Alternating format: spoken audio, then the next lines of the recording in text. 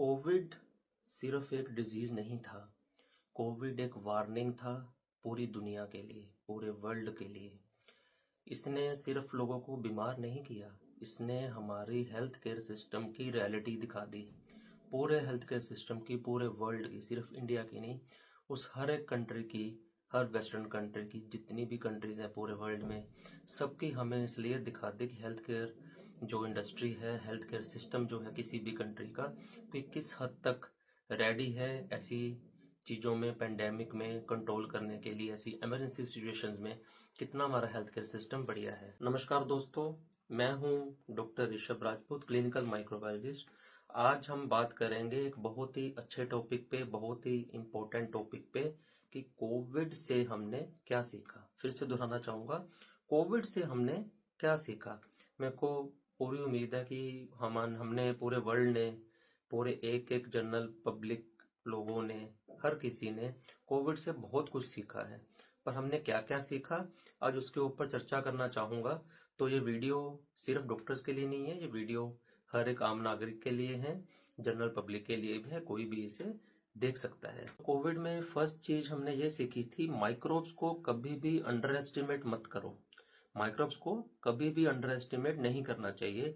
Covid ने हमें ये सिखा दिया कि एक कैसे छोटा सा वायरस पूरी दुनिया को कैसे रोक सकता है, कैसे पूरे सिस्टम को डैमेज कर सकता है, कैसे हेल्थ केयर सिस्टम को दिन रात काम करना पड़ा, कैसे पब्लिक वर्कर्स, पुलिस, एयरफोर्स, सब ने, जितने भी पब्लिक वर्कर हैं, जितने भी गवर्नमेंट एम्प्लॉय थे, किसने, सब लोगों ने कैसे दिन रात एक करके सिस्टम पे कंट्रोल करने की कोशिश करी। अपना अपना कंट्रीब्यूशन हर एक बंदे ने अपने अपने लेवल पे दिया। डॉक्टर्स ने भी कंट्रीब्यूशन दिया, पुलिस ने कंट्रीब्यूशन दिया, हर बंदे ने अपना अपना कंट्रीब्यूशन दिया। अब देखिए कोविड में ट्रांसपोर्ट बंद हो गया, सोशल डिस्टेंसिंग के ऊपर काम हुआ, कितने सारे काम ऐसे हुए जो हमने कभी सपना भी नहीं लिया था कि ऐसे कभी हो सकता है। कभी सोचा था कि हमें मास्क लगाने पड़ेंगे। इंडिया में कौन मास्क लगाता था, कौन हैंड सैनिटाइज करता था, कौन हैंड वॉश करता था? कोई भी नहीं करता था। हॉस्पिटल्स फुल हो गए, ऑक्सीजन क्राइसिस आ गया, हेल्थ केयर सिस्टम पे एक्सट्रीम प्रेशर आ गया। लोग समझ ही नहीं पा रहे थे करें कैसे, क्योंकि हमारी जनरेशन के लिए पहला एक्सपीरियंस था कि ऐसी डिजीज आई, ऐसा वायरस आया कि जिसने हम सबको एक बार थका दिया था कि कैसे कंट्रोल किया जाए। तो इससे क्या लेसन हमें मिला कि माइक्रो ऑर्गेनिज्म छोटे होते हैं लेकिन उनका इम्पैक्ट बहुत ही बड़ा हो सकता है। उनका इम्पैक्ट इतना बड़ा हो सकता है कि वो किसी भी देश में, पूरे वर्ल्ड को ठप कर सकता है, सिस्टम को बर्बाद कर सकता है, सब कुछ रोक सकता है। ऐसा एक सिस्टम बना था। सेकंड चीज हमने ये देखी कि माइक्रोबायोलॉजी लैब्स आर बैकबोन। जैसे लास्ट वीडियो भी हमने डिस्कस किया था, चर्चा करी थी कि क्लिनिकल माइक्रोबायोलॉजी और पब्लिक हेल्थ माइक्रोबायोलॉजी में क्या रोल था। तो इसीलिए चर्चा करी थी, फर्स्ट वीडियो मैंने बताया था आप लोगों को, क्योंकि पब्लिक हेल्थ माइक्रोबायोलॉजी का और क्लिनिकल माइक्रोबायोलॉजी का बहुत बड़ा रोल था कोविड को कंट्रोल करने के लिए, रोकने के लिए। ये दोनों प्रॉपर एग्जाम्पल थे, दोनों सब्जेक्ट उसमें, microbiology, public health, clinical microbiology, कैसे कैसे यूज करा गया। तो कोविड के दौरान सबसे कॉमन जो सवाल होता था, क्वेश्चन होता था हमसे भी, माइक्रोबायोलॉजिस्ट, हमारा आरटीपीसीआर पॉजिटिव है या नेगेटिव। अच्छा, फिर कुछ सेकंड वेव में ये क्वेश्चन ट्रेंड शुरू हो गया, मेरा कितना पॉजिटिव है जी पीसीआर, कितना नेगेटिव है। जबकि उस समय में पॉसिबल ही नहीं था कितना पॉजिटिव कितना वैल्यू, सीटी वैल्यू का कोई सिग्निफिकेंस नहीं था।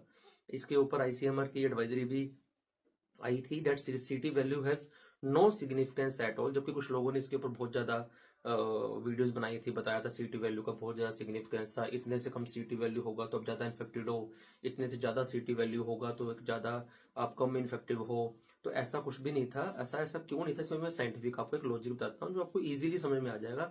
जो सैंपल आप ले रहे थे वो सैंपल नॉन यूनिफॉर्म सैंपल था। अब नॉन यूनिफॉर्म सैंपल का मतलब क्या है, जैसे आप क्या ले रहे थे, नेजल स्वैब ले रहे थे, थ्रोट से स्वैब ले रहे थे। दोनों सैंपल कभी भी यूनिफॉर्म हो ही नहीं सकते।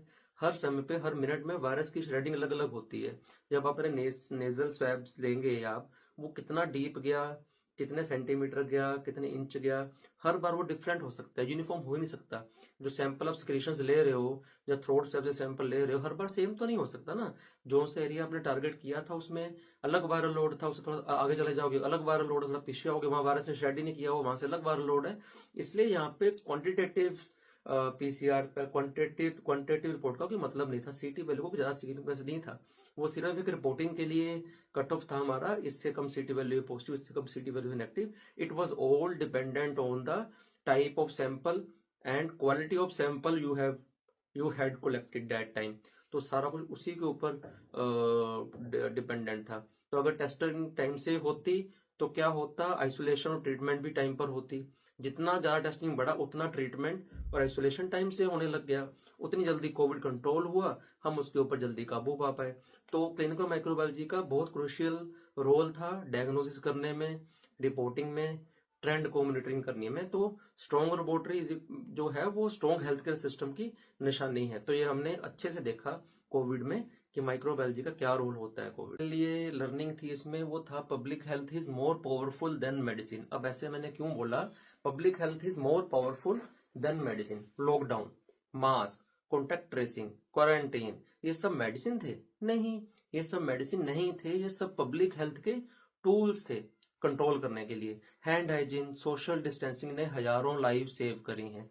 ये हमने पहली बार देखा कि हैंड हाइजीन के ऊपर काम हुआ, सोशल डिस्टेंसिंग के ऊपर काम हुआ, कॉन्टैक्ट ट्रेसिंग हुई, लॉकडाउन हुआ, सब कुछ पब्लिक हेल्थ के टूल्स यूज हुए। ये सबसे बढ़िया एग्जाम्पल जो हमने इस जनरेशन में देखा वो कोविड था। हमने क्या सीखा कि हेल्थ केयर वर्कर्स जो थे दे वर रियल हीरोज।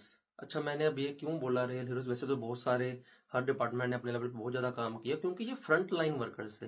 सारे health care workers, doctors, nurses, lab technician, lab doctors, sanitation staff, सब ये फ्रंट लाइन वर्कर्स थे। रिस्क बहुत हाई था, रिसोर्सेज बहुत लिमिटेड थे। खास करके अगर हम फर्स्ट वेव की बात करें, जब कोविड आया ही था तो रिसोर्सेज वर वेरी लिमिटेड, फिर भी ड्यूटी नहीं रुकी, सारा काम चलता रहा। हेल्थ केयर वर्कर्स सिर्फ प्रोफेशनल नहीं, ये हमारी कंट्री के लिए नेशनल एसेट है, नेशनल एसेट थे और रहेंगे हमेशा। जो लेसन था हमें, जो सीखने को मिला, वो था वैक्सीनेशन सेव लाइव्स। वैक्सीनेशन ने भी काफी जिंदगियां सेव करी, बहुत हद तक कंट्रोल किया। तो कोविड वैक्सीनेशन ने सिवियरिटी और डेथ को ड्रामेटिकली कम किया था।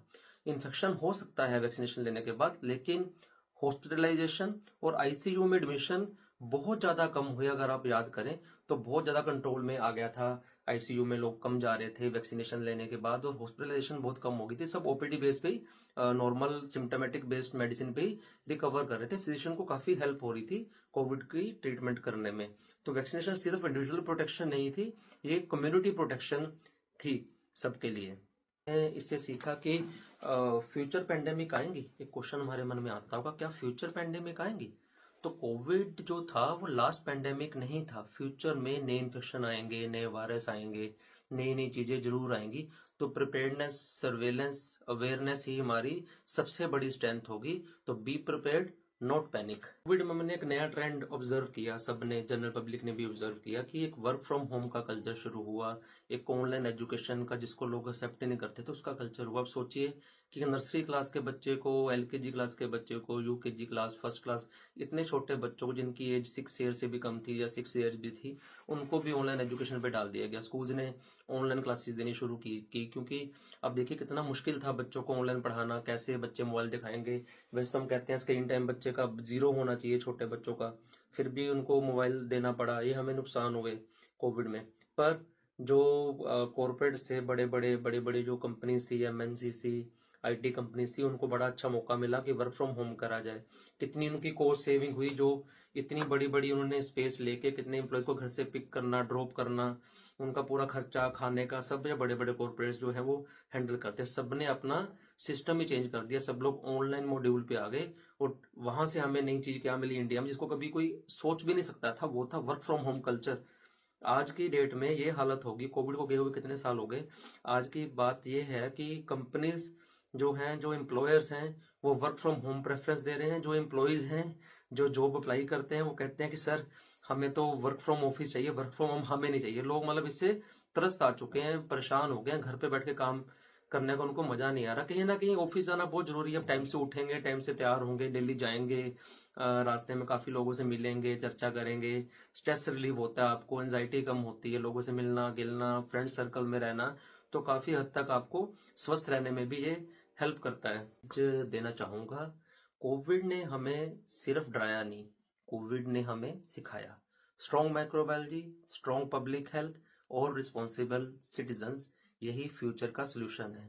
तो दोस्तों, अगर आपको मेरा वीडियो यूजफुल लगा तो इस वीडियो को लाइक, सब्सक्राइब और शेयर जरूर करें। और प्लीज कमेंट बॉक्स में दिखाएं कि फ्यूचर में आप कौन सी वीडियो सुनना चाहेंगे और कौन सी लैंग्वेज में सुनना चाहेंगे। हिंदी लैंग्वेज एक प्रेफरेबल लैंग्वेज है जिसको ऑलमोस्ट सारा देश सुन लेता है, समझ लेता है, इसलिए हिंदी लैंग्वेज की प्रेफरेंस मैं देता हूँ वीडियोस में। क्योंकि बहुत सारे लोगों के मेरे पास पहले पिछली वीडियोस में मैसेज आए थे, पर्सनल मैसेज आए थे, सर वीडियो की जो लैंग्वेज है वो हिंदी होनी चाहिए ताकि बहुत सारे लोग उसको सुन पाए। तो आपसे रिक्वेस्ट है, आपकी जो भी चॉइस हो, आपको जो भी फ्यूचर में टॉपिक सुनना पसंद हो, आप कमेंट करके जरूर बताएं और वीडियो को लाइक, सब्सक्राइब और शेयर जरूर करें। नमस्कार।